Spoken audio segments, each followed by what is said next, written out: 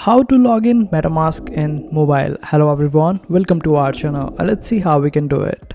So after downloading Metamask on your mobile device, simply open it up. Then click on this option of get started. Here you get two options. The first option is import using secret recovery phrase, or you can create a new wallet. It depends whether you already have a Metamask account or not. If you don't have an account, simply go with the option of create a new wallet. Otherwise, if you want to import your old account to this particular new account, then just simply select the option of import using secret recovery phrase. And after providing your password and recovery phrase, you can log into Metamask on a new device. But in case if you are new and you want to set up a new wallet, simply select the option of create a new wallet.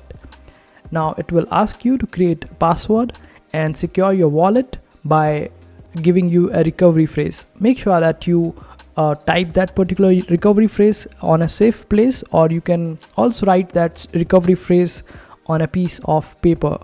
This is the safest way to save that particular recovery phrase, because if you lose that particular recovery phrase, you will never be able to recover your account in case if you lose your account in future. So be serious with it and save that particular recovery phrase. And this way, after confirming your recovery phrase, you will be able to set up MetaMask on your device and log into MetaMask quite easily. And this is how you do it.